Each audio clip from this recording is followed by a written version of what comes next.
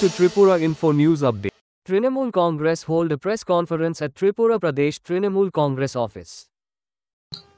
সাংবাদিক সম্মেলনে উপস্থিত আমাদের তৃণমূল কংগ্রেসের পক্ষ থেকে মিল্টন চাকমা, সচিন দত্ত, পিঙ্কি দেববর্মা এবং চণ্ডীদাস ভট্টাচার্য সমেত আজকে এই সাংবাদিক সম্মেলনে যে সাংবাদিক দাদারা তৃণমূল কংগ্রেসের পক্ষ থেকে ধন্যবাদ জানাই।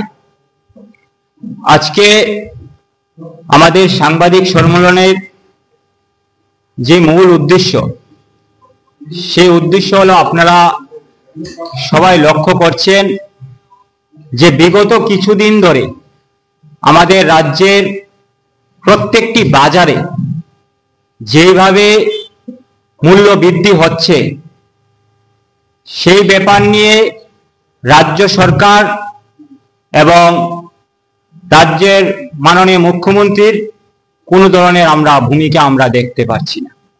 যখন রাজ্যের জনগণ এই দ্রব্যমূল্য বৃদ্ধির উপর বোঝা হয়ে তারা হাহাকার, ঠিক সেই সময়ে আমাদের রাজ্যের মধ্যে বিদ্যুতের বিল বৃদ্ধি এবং পাশাপাশি তারা স্মার্ট মিটার নামে তারা এই রাজ্যের মানুষকে নতুন করে হয়রানি করার জন্য তারা স্মার্ট মিটারের নামে তারা প্রত্যেকটি মানুষকে তারা স্মার্ট মিটার লাগানোর জন্য বাধ্যতামূলক বলে তারা বোঝা চাপিয়ে দিচ্ছে। আপনারা জানেন যে আমরা তৃণমূল কংগ্রেসের পক্ষ থেকে আমরা মন্ত্রী রতন বাবুর বাড়ির সামনে গিয়ে আমরা ধর্ণা দিয়েছিলাম যেন অবিলম্বে স্মার্ট মিটার বন্ধ করা হোক। সেই দিন আমরা লক্ষ্য করলাম আমাদের যখন প্রশাসন গ্রেপ্তার করে আমাদেরকে নিয়ে যায়, তার কিছুক্ষণ পর মন্ত্রী রতন বাবু তিনি সাংবাদিক সম্মেলন করে বলেছিল যে স্মার্ট মিটার নিয়ে রাজ্যের মধ্যে কোনো ধরনের যদি সমস্যা হয় এবং কোনো গ্রাহকের যদি কোনো ধরনের সমস্যা হয়, তখন তিনি স্মার্ট মিটার বন্ধ করতে তার সময় লাগবে না।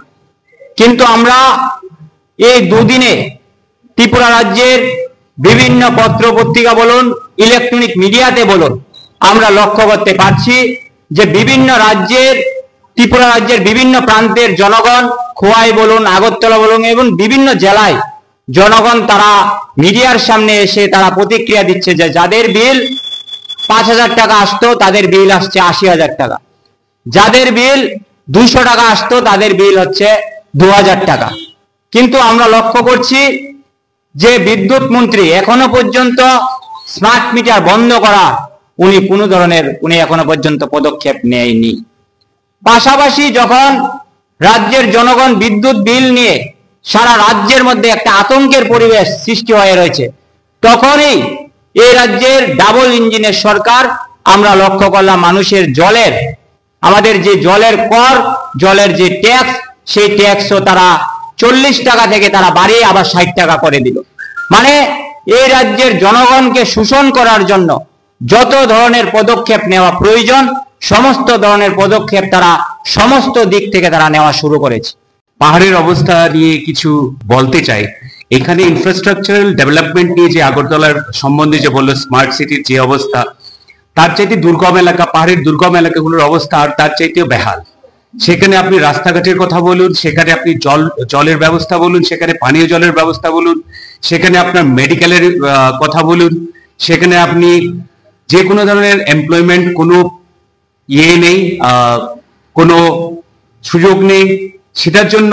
এবং কি আপনার আমাদের পাহাড়ের যে অবস্থা বর্তমানে প্রচন্ডভাবে প্রাকৃতিক দুর্যোগের জন্য যেভাবে ক্ষতিগ্রস্ত হচ্ছে লোকজন, গত বছরের যে বন্যা হয়েছিল, বন্যা কবলিত ওইগুলিরও এখনো অব্দি ক্ষতিপূরণ হয়নি। তাছাড়া নর্মাল যেগুলো আপনাদের বেসিক ইনফ্রাস্ট্রাকচার গুলো পাওয়ার প্রয়োজন, ওগুলিও হয়নি।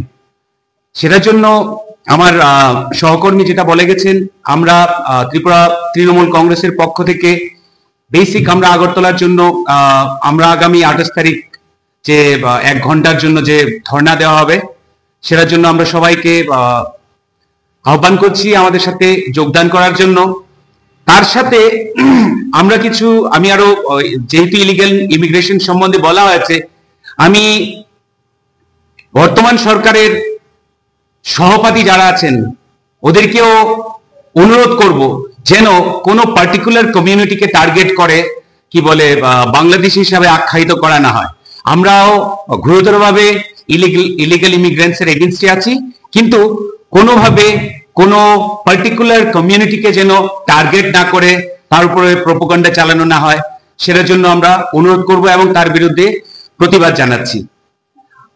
ধন্যবাদ সবাইকে আসার জন্য। Subscribe to Tripura Info and press the bell icon so that you never miss any latest updates and news on Tripura.